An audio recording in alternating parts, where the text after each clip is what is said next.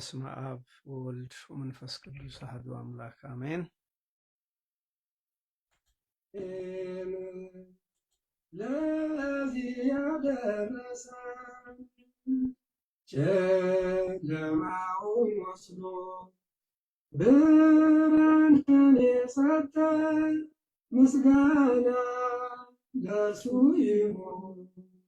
ለኃያሉ ንጉሣችን ዘመናትን በዘመናት ያፈራርቃል። ስለ ሁሉን ያውቃል። ሳንለምን የወደድነው ይሰጠናል። ከፈቃዱ ይሰማናል። ውዳሴውን አዘጋጁ ያለ እረፍት በአዲስ ቅኔ ተቀኙለት። በአዲስ መዝሙር ዘምሩለት። እንደ ወጣቱ እንደ ዳዊት እናመስግን አምላካችን። እናመስግን ፈጣሪያችን። ለዚህ ያደረሰን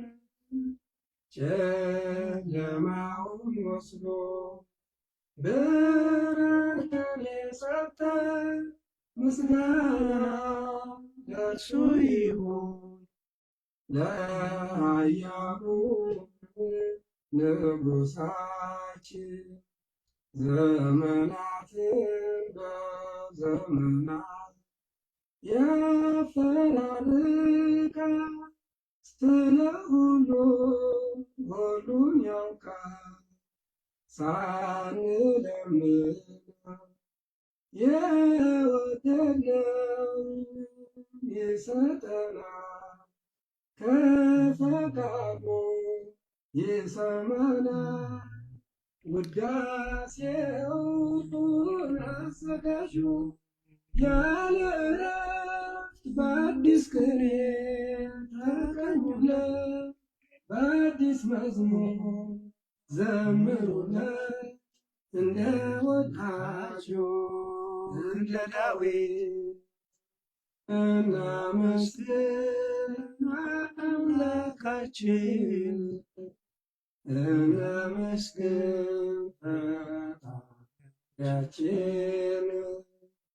ለዚህ ያደረሰን ጨለማውን ወስዶ ብርሃንን የሰጠን ምስጋና ለእርሱ ይሁን። ለኃያሉ ንጉሣችን ዘመናትን በዘመናት ያፈራርቃል። ስለ ሁሉን ያውቃል። ሳንለምን የወደድነው ይሰጠናል።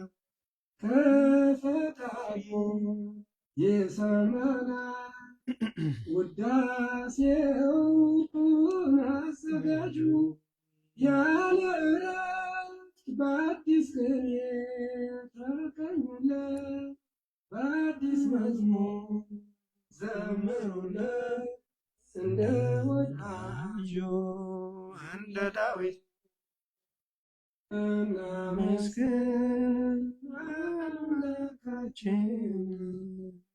እናመስግን ፈጣሪያችን።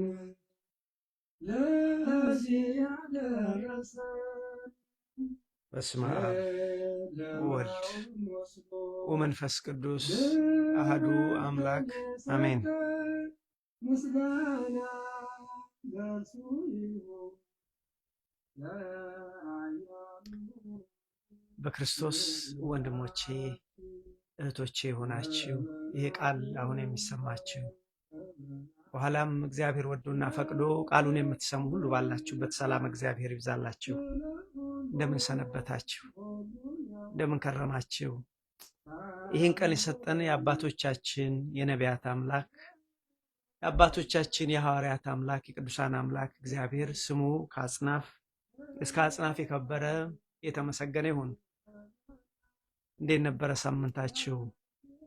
እግዚአብሔር መልካም ነው ወንድሞች፣ ከልቤ ላለው እግዚአብሔር መልካም ነው። እግዚአብሔርን እናመስግነው እያሉ አባታችን መርጌታ ፀሐይ እየዘመሩልን ነው። ከልብ ነው፣ እውነት ነው። እግዚአብሔርን ማመስገን ትልቅ ነገር ነው። ይሄ ቃል የሚሰማችሁ እግዚአብሔር ላንተ ክብር ይሁን፣ ስምህ ከአጽናፍ እስከ አጽናፍ የተመሰገነ ይሁን በሉ እስቲ። የምትችሉ በልባችሁ የምትችሉ ጽፋችሁ መስክሩ። ምን አለ ነገ እኮ ይህች አንደበት ትያዛለች። ስለዚህ የምትችሉ በጽሁፍ የማትችሉ እዛው ባላችሁበት እግዚአብሔር ስለማይነገር ስጦታ ክብር ላንተ ይሁን፣ ምስጋና ላንተ ይሁን አባታችን። በሉ እስቲ። እንዳልኳችሁ ይሄ እድል ሁል ጊዜ አይገኝም። እግዚአብሔርን ማመስገን ወንድሞቼ ሁሌ አይሆንልንም፣ ሁሌ አይገኝም። ዛሬ እግዚአብሔር ቢረዳን እግዚአብሔርን ፈልጉት ቀርቦም ሳለ ጥሩት በሚል ጀምረነው የነበረውን ትምህርት እንማራለን። እግዚአብሔር መልካም ነው። ለእኔና ለእናንተ ዛሬን ሰጠን። ይህን ብሩህ ቀን አደለን። የአባቶቻችን የነቢያት አምላክ የሐዋርያት አምላክ ወንድሞቼ፣ የጻድቃን የሰማዕታት አምላክ የእኛ ፈጣሪ የእኛ ጌታ ልዑል እግዚአብሔር ወንድሞቼ ይህን ቀን ሰጠን። አመስግኑት። እግዚአብሔር ሆይ ከልቤ አመሰግንሃለሁ በሉት። እግዚአብሔር ከልቤ አመሰግንሃለሁ። አባቴ እግዚአብሔር ስለማይነገር ስጦታ አስቀድመ በመልክህ እንደ አምሳያ ስለፈጠርከኝ አመሰግንሃለሁ። እግዚአብሔር ሆይ በአንድ ልጅህ ግርፋት፣ ቁስለት፣ ሞት ሕይወትን ስላደልከኝ ስላዳንከኝ አምላኬ ሆይ አመሰግንሃለሁ። ይህ ብቻ አይደለም ወንድሞቼ፣ ዛሬም ሳጠፋ ስበድል ታግሰ ለንስሐ እችን ደቂቃ ስለሰጠኝ አባቴ ሆይ አቤቱ አመሰግንሃለሁ።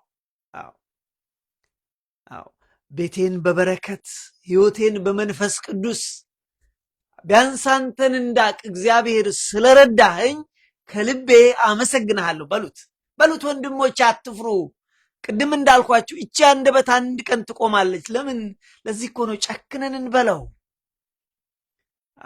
ስለዚህ ወንድሞች እግዚአብሔር ይመስገን።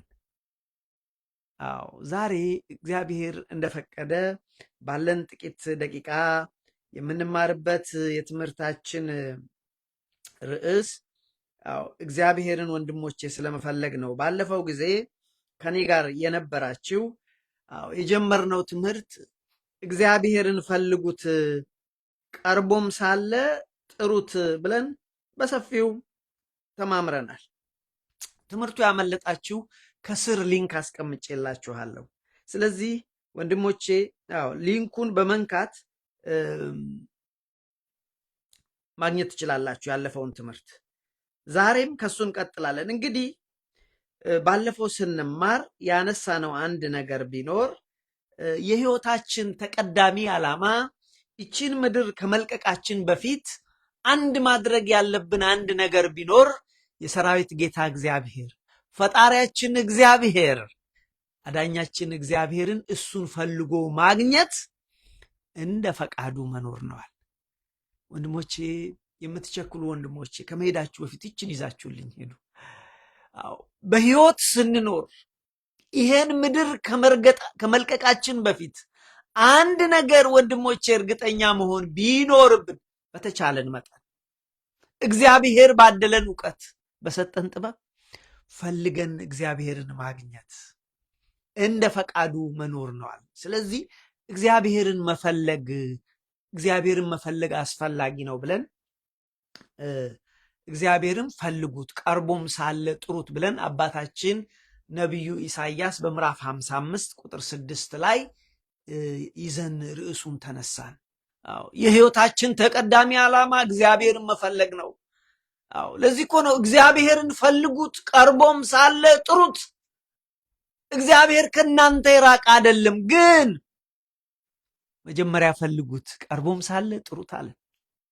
መድኃኔዓለም ክርስቶስ በስጋ ማርያም በተመላለሰበት ጊዜ ወንድሞቼ በዚህ ምድር ላይ ልጆቼ ስሙ፣ የህይወታችሁ ተቀዳሚ አንድ ነገር በህይወት ስትኖሩ የግድ መቅረት የሌለበት አንድ ነገር እናንተ ጽድቁንና መንግስቱን ሹ፣ እናንተ ጽድቁንና መንግስቱን ፈልጉ፣ ሌላው ሁሉ ይጨመርላችኋል። ለእናንተ የሚመስላችሁ የሚበላው የሚጠጣው በጣም የምትደክሙበት የሚጨመርላችሁ ነገር ነው። አዎ ለዚህ ነው ያለን ወንድሞቼ። ስለዚህ የእናንተ ተቀዳሚ ይላል ቃሉ ማቴዎስ ወንጌል ምዕራፍ 6 ቁጥር 33 ላይ ልጆቼ የእናንተ ተቀዳሚ ተግባር ጽድቁንና መንግስቱን ፈልጉ፣ እግዚአብሔርን ፈልጉ፣ በእግዚአብሔር ያለውን ጽድቅ ፈልጉ አለ ወንድሞች። ለዚህ ነው ዛሬም በዚህ ርዕስ ላይ የምንነጋገረው እና ወንድሞች በህይወት ስንኖር የህይወታችን ተቀዳሚ ዓላማ ይሄ ነው አለ እና በዚህ ትምህርት ውስጥ እግዚአብሔርን ስለመፈለግ ነው የምንማረው። የትምህርቱ ዓላማ ምንድነው ያልነው? እግዚአብሔርን ስለመፈለግ፣ ክርስቶስን ፈልጎ ስለማግኘት። አዎ እሱ ብቻ አይደለም፣ በክርስቶስ ያለውን ጽድቅ የእግዚአብሔር የሆነውን ጽድቅ ስለማግኘት ነው አለ። አያችሁ፣ የትምህርቱ ዓላማ አንደኛ እግዚአብሔርን ፈልጎ ማግኘት፣ ሁለተኛ በእግዚአብሔር ለኛ የተሰጠ ጽድቅ አለ፣ ለኛ የተገለጠ ጽድቅ አለ። ለምን? የሰዎች ጽድቅ በቂ አይደለም ብቻውን፣ የሰዎች ጽድቅ ያስፈልጋል። ሰዎች ጽድቅን እንዲያደርጉ ወንድሞቼ እህቶቼ የእግዚአብሔር ቃል ያዛል። ጽድቅን ወንዶችም እህቶችም ጽድቅን እንድናደርግ፣ ጽድቅ ማለት የእግዚአብሔርን ሕግ እንድንጠብቅ፣ በእግዚአብሔር ስርዓት እንድንሄድ፣ በእግዚአብሔር እንደ እግዚአብሔር ፈቃድ እንድንሄድ። ጽድቅ ማለት በእግዚአብሔር ፊት ትክክል ሆኖ መገኘት ማለት ነው። ይህ ያስፈልጋል። ለሰው ልጆች ግን ይሄ በቂ አይደለም ወንድሞቼ። ብቻውን ቢሆን ኖሮ እኮ በብሉይ ኪዳን የነበሩ አባቶቻችን አዎ ባላለቀሱ ነበር። እነ ኢሳያስ እግዚአብሔር ምነው ሰማይን ቀደህ ብትወርድ፣ እግዚአብሔር ጽድቃችን የኛ ጽድቅ እንደ መርገም ጨርቅ ሆነብን። የመርገም ጨርቅ ታውቃላችሁ? የማይነካ ቢነኩት የሚረክሱበት። ስለዚህ የኛ ጽድቅ እንደ መርገም ጨርቅ ሆነብን። ብንደክም ዋጋ የለውም። የሰው ጽድቅ የኛ ዋጋ የለውም። ስለዚህ እግዚአብሔር ምነው ሰማይን ቀደህ ብትወርድ፣ ምነው ብትወርድ ብትወለድ ብለው ቅዱሳን አለቀሱ። አያችሁ። ስለዚህ እግዚአብሔር የራሱን ጽድቅ ሰጠ። የእግዚአብሔር ጽድቅ ኢየሱስ ክርስቶስ ነው። አያችሁ፣ የተገለጠው የእግዚአብሔር ጽድቅ ሰዎች በነፃ ሊቀበሉት የሚገባ፣ ሲቀበሉት የዘላለም ሕይወትን የሚያገኙበት ኢየሱስ ክርስቶስ ነው።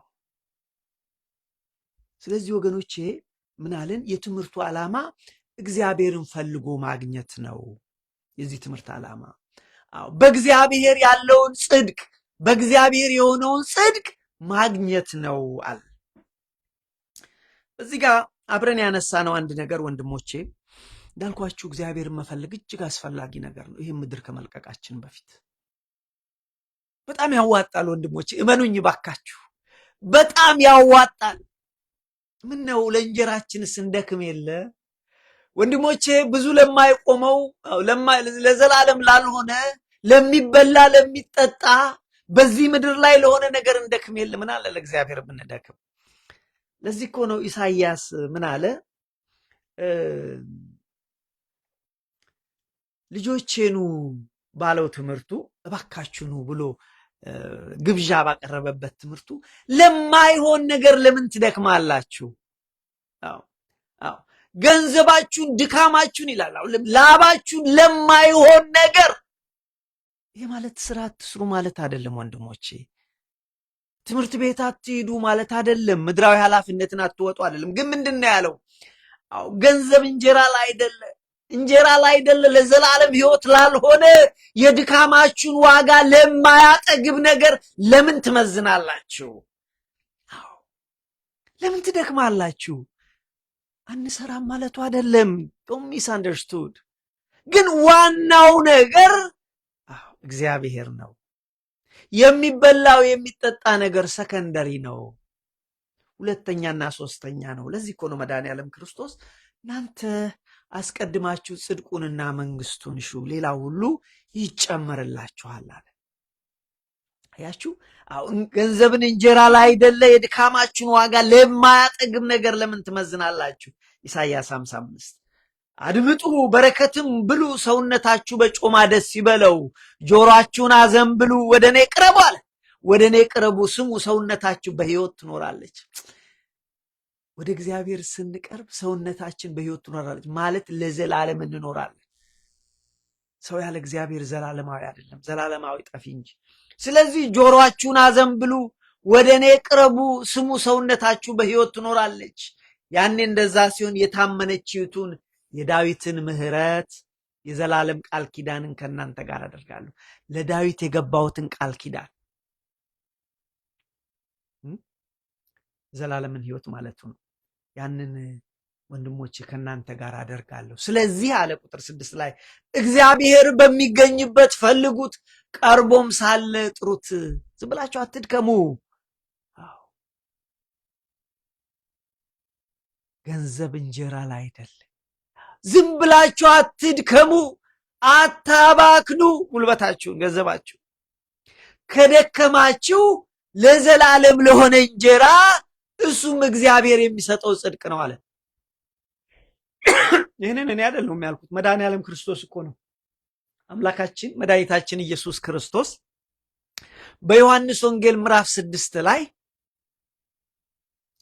ስጋዬ የዘላለም ምግብ ነው፣ ደሜ የዘላለም መጠጥ ነው ብሎ ባስተማረው ትምህርት ላይ ልጆቼ ከደከማችሁ ለዘላለም ምግብ ድከሙ። ይሄን ለማግኘት በመሰረቱ ወጪም የለውም። ይህንን በምድራዊ በሚበላና በሚጠጣ ነገር ላይ ትኩረት አታደርጉ፣ ቅድሚያ አትስጡት። ስራ አትሰሩም ማለት አለ። እኔ እኮ ስራ እሰራለሁ፣ ስለዚህ ሰዎችን ስራ አትስሩ አልልም፣ ቤተክርስቲያን አትልም፣ እንደዛ ማለት አይደለም። ግን በህይወት ስንኖር ቅድሚያ ልንሰጠው የሚገባው የእግዚአብሔርን መንግስት ጉዳይ፣ የጽድቁን ነገር ጉዳይ ነው። እግዚአብሔርን የማግኘት በእግዚአብሔር ያለውን ጽድቅ የማግኘት ጉዳይ ነው ቅድሚያ የሚሰጠው ለማለት ያህል ነው ወንድሞች። ስለዚህ ከደከምን ደግሞ አይቀር ልክ አሁን ኢሳይያስ እዚህ ጋር ገንዘባችሁን ድካማችሁን ለማያጠግብ ነገር ለምን ትደክማል? ለምን ታባክናላችሁ? ጉልበታችሁን ለምን ታባክናላችሁ? ከደከማችሁ አይቆር ግን የዘላለምን ምግብ ለማግኘት እርሱም በእግዚአብሔር የሚሰጠው ነው። እሱም ክርስቶስን ማግኘት ነው ወንድሞቼ። እና ይህንን ነው። ስለዚህ የዚህ የትምህርታችን ዓላማ እግዚአብሔርን ፈልጎ ማግኘት ነው፣ በእግዚአብሔር ያለውን ጽድቅ ማግኘት ነው አለን። ያችሁ ስለዚህ ወንድሞቼ እግዚአብሔርን ማግኘት ትልቅ ነገር ነው። አያችሁ እግዚአብሔር አምላክ ስለዚህ ቃል የተመሰገነ ይሁን። እና እንግዲህ ባለፈው ጀምረን የነበርነው ይህን ነው። ለዚህ ነው ቅድም እግዚአብሔርን እናመስግነው አይደል እንደ ያልን የዘመርነው። እግዚአብሔርን እናመስግነው፣ ፈጣሪያችንን እናመስግነው አልንና ዘመር። እግዚአብሔርን እናመስግነው። አሁንም ብናየው መልካም ነው፣ ምክንያቱም እግዚአብሔር ይከብርበታል። እግዚአብሔር ይከብርበታል።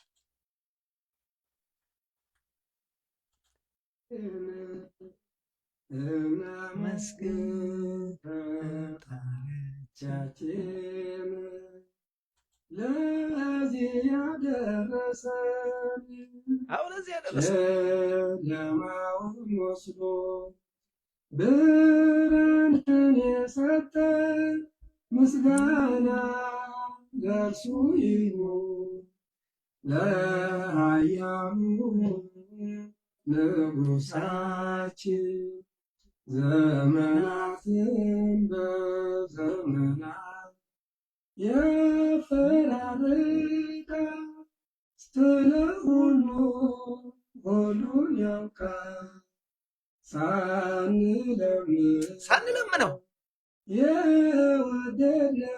የወደድነውን ይሰጠናል ከፈቃዱ ይሰማናል ውዳሴውን አዘጋጁ ያለ እረፍት በአዲስ ቅኔ ይሄ ነው እግዚአብሔር የምፈልግ በአዲስ መዝሙር ዘምሩለት እንደ ወዳጁ እንደ ዳዊት እናመስግን አምላካችን እናመስግን ፈጣሪያችን ለዚህ ያደረሰን ጨለማውን ወስዶ ብርሃንን የሰጠን ምስጋና ለእርሱ ይሁን ለኃያሉ ንጉሣችን ዘመናትን በዘመናት የፈራርቃል ስለ ሁሉን ያውቃል ሳንለምነው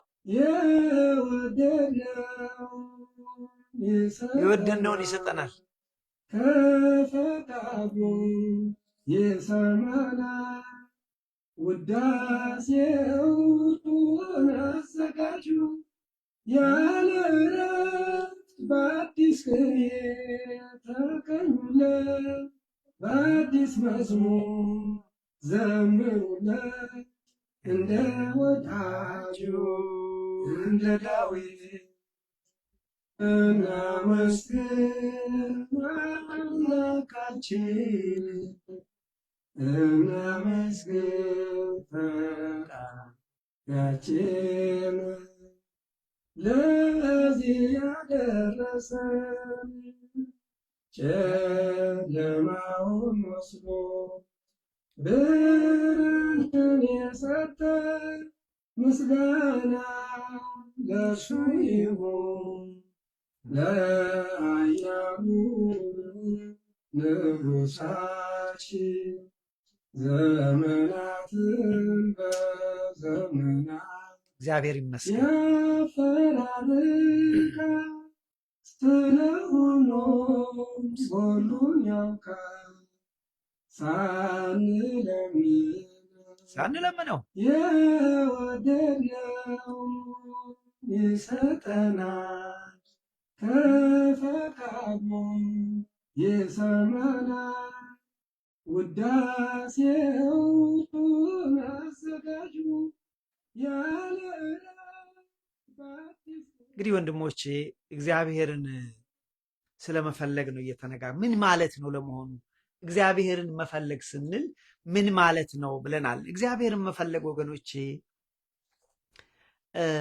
የማናቀውን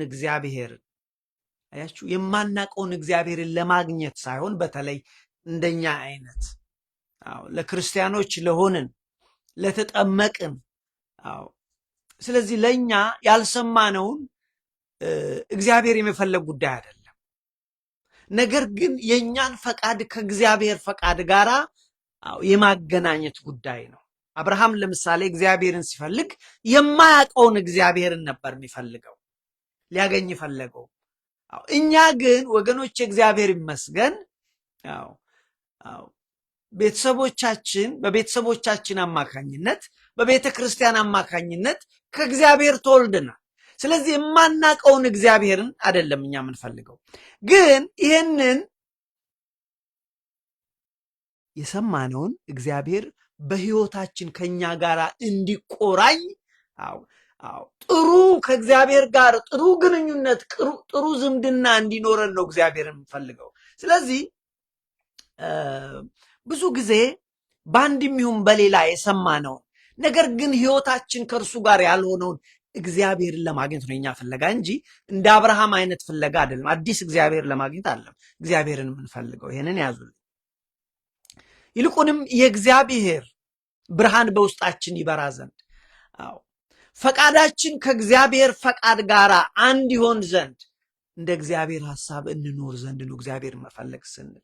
ስለዚህ ምን ማለት ነው እግዚአብሔርን መፈለግ ብለን ብንል አስተውሎ ከልብ ሆኖ ልብንና አእምሮን ሐሳብን ወደ እግዚአብሔር መመለስ፣ ፈቃዳችንን ከእግዚአብሔር ፈቃድ ጋር ማስኬድ፣ እግዚአብሔርን ደስ የሚያሰኘውን ነገር ማድረግ፣ እግዚአብሔርን ደስ የማያሰኘው ነገር መራቅ ማለት ነው እግዚአብሔርን መፈለግ ማለት።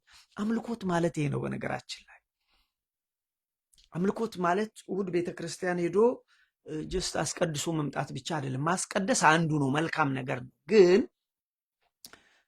የኛ ሐሳብ ከእግዚአብሔር ሐሳብ ጋር አንድ እንዲሆን፣ የኛ ፈቃድ ከእግዚአብሔር ፈቃድ ጋር አንድ እንዲሆን፣ የተለያየ እንዳይሆን የምናደርገው ፍለጋ እግዚአብሔርን መፈለግ ማለት ነው።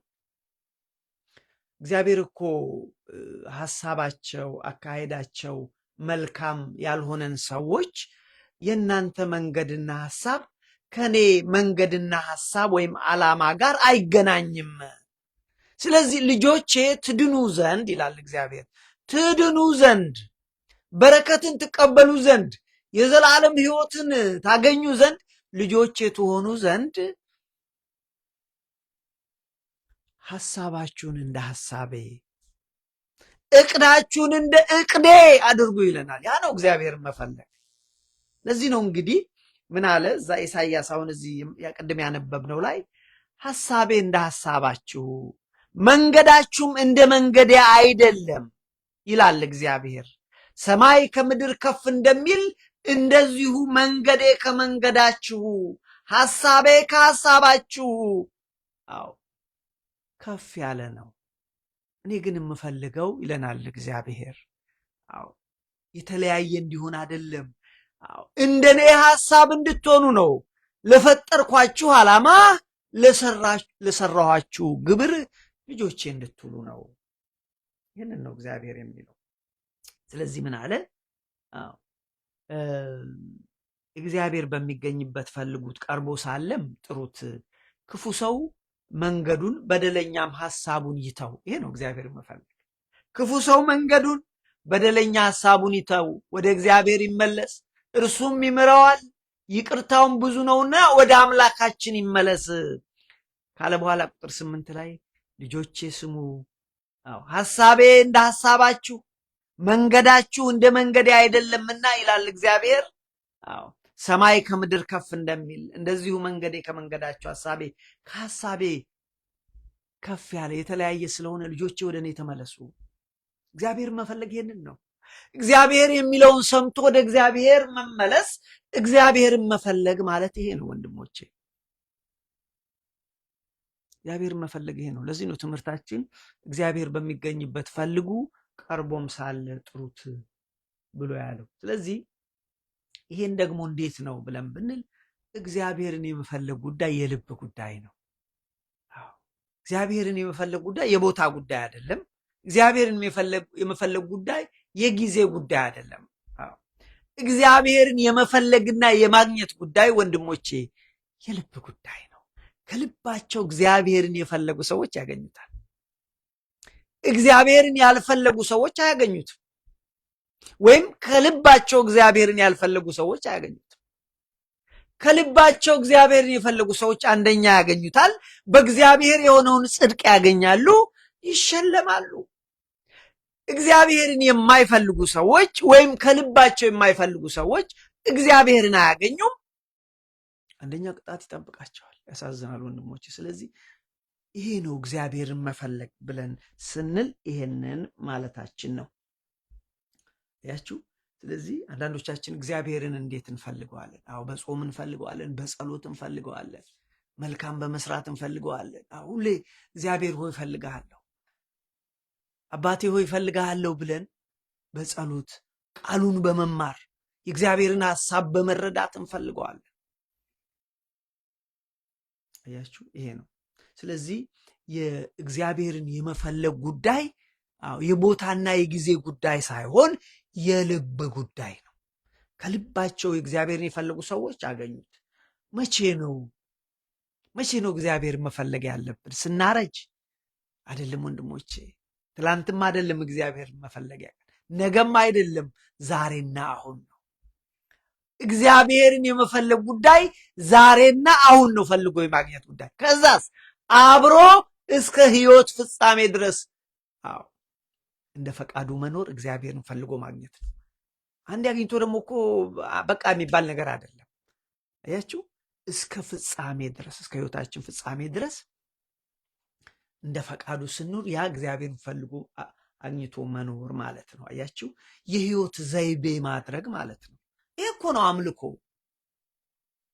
አምልኮ ስንል እግዚአብሔርን እናመልከዋለን። አምላካችን ፈጣሪያችን እግዚአብሔር ነው ስንል እኮ ይሄ ማለት ነው። ማለት ሁል ጊዜ በምንችለው መጠን እንደ ፈቃዱ እንደ ሐሳቡ መሄድ፣ እሱን መፈለግ። እዚህ ጋር በነገራችን ላይ አንድ አጽንኦት መስጠት የምንፈልገው ነገር አለ። ምንድን ነው? ባለፈውም የተወሰነ ደረጃ አንስተናል። አንደኛ እግዚአብሔርን መፈለግ የእሱ ሐሳብ ነው። ፈልጉኝ አለ እኮ። ካልፈለጋችሁኝ አታገኙኝም አለ። ይሄ ዋና ነጥብ ነው። እግዚአብሔርን መፈለግ የእግዚአብሔር የራሱ ሐሳብ ነው። የሐዋርያት ሥራን ቁጥር 10 ምዕራፍ 17ን አንስተን አነበብ ነው። እኔ ከእናንተ የራቅሁ አይደለሁም፣ ግን ፈልጉኝ አለ እግዚአብሔር። ስለዚህ ፈልገን ልናገኘው ግዴታ ነው ወንድሞች። ብዙዎቻችን ጊዜ የለንም ነው አይደለም የምንለው። ሁሎቻችን ችኩሎች እኮ ነን አይደለም? ጊዜ የለንም አይደለም? አይ ወንድሞች ይሁን። ስለዚህ ሌላው አጽንኦት የምንሰጠው አንደኛ እግዚአብሔርን ፈልጉኝ ያለ ራሱ ነው። ሁለተኛ እግዚአብሔርን መፈለግ ቅድም እንዳልኳችሁ የልብ ጉዳይ ነው። እዚህ ቦታ መሄድ እዛ ቦታ መሄዱ ጥሩ ነው። የትም መሄዱ ምን ችግር አይደለም። እሱ ታስና ፖይንት ፖይንቱ ግን እግዚአብሔር በዚህ ሰዓት በዛ ሰዓት አይደለም፣ በዚህ ቦታ በዛ አይደለም። እግዚአብሔር በቤተ ክርስቲያን ብቻ አይደለም። በቤተ ክርስቲያንም መፈለግ፣ በቤታችሁም መፈለግ። ኢየሩሳሌምም ሄጄ እፈልገዋለሁ አንድ ሰው ካለ ሄድ፣ እሱ መልካም ነው። ግን እግዚአብሔር የቦታ ጉዳይ አይደለም። እግዚአብሔርን መፈለግ የልብ ጉዳይ ነው። እግዚአብሔር ቅድም እንዳልኳችሁ ከኛ የራቅ አይደለም፣ ግን ሰዎች እንዲፈልጉት ይፈልጋል። ደግሞም እንዳልኳችሁ ከልባቸው ሆነው እግዚአብሔርን የሚፈልጉ ሰዎች ያገኙታል፣ ይባረካሉ። ቅዱሳን ነቢያት፣ ቅዱሳን ሐዋርያት ፈልገውት አገኙት፣ ተባረኩ። እኛም ዛሬ ቅዱሳን ብለን እንጠራቸዋለን። ስለዚህ እግዚአብሔርን የመፈለግ ጉዳይ የልብ ጉዳይ ነው። እግዚአብሔር የሚፈልጉ ሰዎች ያገኙታል። እግዚአብሔርን የማይፈልጉ ሰዎች አያገኙትም፣ ወይም ከልባቸው የማይፈልጉት አያገኙትም። ማለት ከልባቸው የማይፈልጉት ማለት ምን ማለት መሰላችሁ? በዚህ ምድር ስለሚበላ ስለሚጠጣ ስለ ምድራዊ ነገር ላይ ቁጥር አንድ ትኩረት አድርገው የእግዚአብሔርን ጉዳይ ግን በሁለተኛ በሶስተኛ ነው። ወንድሞቼ እንደዛ አይደለም። ስለዚህ እግዚአብሔርን ከልባቸው የሚፈልጉ ሰዎች ያገኛሉ። እግዚአብሔርን ደግሞ የማይፈልጉ ሰዎች ወይም ከልባቸው የማይፈልጉ ሰዎች አያገኙትም፣ ደግሞም ቅጣትም አለው። ስለዚህ ልጆቼ ፈልጉኝ፣ ከልባችሁ ከነፍሳችሁ ከፈለጋችሁኝ ደግሞ ታገኙኛላችሁ አለ ይላል እግዚአብሔር። ከልባችሁ ልብ በሉ፣ ከነፍሳችሁ። ዋው! እግዚአብሔር ምን እንደሚፈልግ ታውቃላችሁ? ከልባችሁ፣ ናት ኦንሊ ከልባችሁ ብቻ፣ ከነፍሳችሁ። ምን ማለት ነው? በሁለመናችሁ ፈልጉኝ፣ በስጋችሁ በነፍሳችሁ። ይህንን የሚለው በነገራችን ላይ ኦሪት ዘዳግም ምዕራፍ 4 ቁጥር 29 ላይ በልባችሁ ሁሉ በነፍሳችሁ ሁሉ የፈለጋችሁኝ እንደሆነ ታገኙኛላችሁ። በሁለመናችሁ። አያችሁ ወንድሞች፣ እግዚአብሔርን የመፈለግ ጉዳይ የልብ ጉዳይ ነው ያልነው ለዚህ ነው። ኢሳይያስ ምዕራፍ 45 ቁጥር 19ም ላይ እኔ እግዚአብሔር እኮ በከንቱ ፈልጉኝ አላልኩም፣ ከፈልጉኝ ብያለሁ፣ ግን ኢት ሪሊ ወርዚት እግዚአብሔርን መፈለግ ያዋጣል። ለዚህ ምድርም ይጠቅማል፣ ለሚመጣውም ይጠቅማል። ስለዚህ ዝም ብዬ በከንቱ ፈልጉኝ አላልኩኝ ይላል እግዚአብሔር። ላንብብላችሁ። ኦሪት ዘዳግም ምዕራፍ 49 ቁጥር 29 በልባችሁ ሁሉ በነፍሳችሁ ሁሉ ይቅርታ ኢሳይያስ ምዕራፍ 45 እኔ እግዚአብሔር እኮ በከንቱ ፈልጉኝ አላልኩም፣ በስውር ወይም በጨለማ ምድር ስፍራ አልተናገርኩም። ይሄንን እኮ ሰክሬትሊ ለሰዎች አልተናገርኩም። አይ ሳይድ ኦፕንሊ ከልቤ እኮ ነው የነገርኳችሁ። ለያዕቆብ ዘር እኮ ተናገርኩት፣ በከንቱ ፈልጉኝ አላልኩም። ስለዚህ እግዚአብሔር እንድንፈልገው ይፈልጋል ወንድሞች፣ ሳንፈልገው አናገኘው። ስለዚህ የዚህ ትምህርት ውስጥ እየተማርን ያለ ነው እግዚአብሔርን ስለመፈለግ ነው። እግዚአብሔርን የመፈለግ ጉዳይ ደግሞ የልብ ጉዳይ ነው አለ። እግዚአብሔርን በብሉይ ኪዳንም በአዲስ ኪዳንም ቅዱሳን ፈልገው አግኝተውታል። ለምሳሌ አባታችን አብርሃም ፈልጎ አግኝቶታል። እስከ ዛሬ እግዚአብሔር የሚመካበት ራሱ እግዚአብሔር ሲጠራ የአብርሃም አምላክ፣ የይስሐቅ አምላክ፣ የያዕቆብ አምላክ። ለምን? አብርሃም ፈልጎ ስላገኘው። አባታችን አብርሃም ፈልጎ ማግኘት ብቻ አይደለም፣ ካገኘውም በኋላ እስከ መጨረሻይቱ ሕቅታ ድረስ ከእግዚአብሔር ጋር ኖሯል። ቅዱሳን እንደዚህ ነው ያደረጉት። ስለዚህ ወንድሞቼ እግዚአብሔርን መፈለግ የልብ ጉዳይ ነው። ለዚህ ነው እግዚአብሔር በከንቱ ፈልጉኝ አላልኩም፣ ከልብ ከነፍስ ከፈለጋችሁኝ ይገኛለሁ አለ። ስለዚህ ወገኖች በህይወት ስንኖር የህይወታችን ተቀዳሚ ዓላማ ምንድን ነው አለ? እግዚአብሔርን ፈልጎ ማግኘት ነው። በእግዚአብሔር ያለውን ጽድቅ ፈልጎ ማግኘት ነው። ይሄ ነው ደስ የሚለውን ነገር። አንድ ነገር ልንገራችሁና እዚህ ጋር ላቁም። ደስ የሚለው ነገር ለእኛ ዛሬም አልመሽ። እግዚአብሔርን ከልባችን ከፈለግ ነው፣ እግዚአብሔርን በፍጹም ልባችን፣ በፍጹም ኃይላችን፣ በፍጹም ነፍሳችን ከፈለግነው እናገኛለን። የሚገርማችሁ እግዚአብሔርን ደግሞ ስናገኘው ምድራዊ ህይወታችንም ሰማያዊ ህይወታችንም የተባረከ ይሆናል። ስለዚህ ወገኖቼ ያስተማረን የመከረን እግዚአብሔር ስሙ የተመሰገነ ይሁን። ሰላም እግዚአብሔር ይብዛላችሁ። ሰላም ሁኑ። አሜን።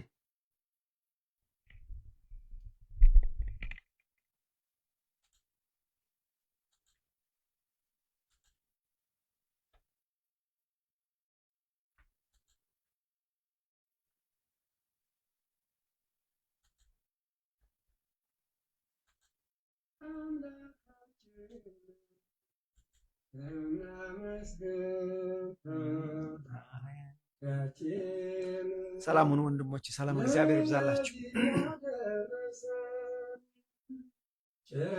ጨለማውን ወስዶ ብርሃንን የሰጠ ምስጋና ለእርሱ ይሁን። ለኃያሉ ንጉሣችን ዘመናትን በዘመናት የፈራርቃል። ስለ ሁሉን ያውቃል። ሳንለምነው የወደድነው ይሰጠናል። ከፈቃዱ ይሰማናል።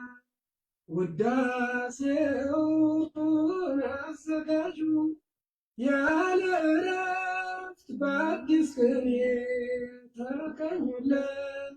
በአዲስ መዝሙር ዘምሩለት። እንደ ወዳጁ እንደ ዳዊት ሰላም እግዚአብሔር ይብዛላችሁ። ሰላም ሁኑ። ሰላም ሁኑ ወንድሞች። ሰላም እግዚአብሔር ይብዛላችሁ።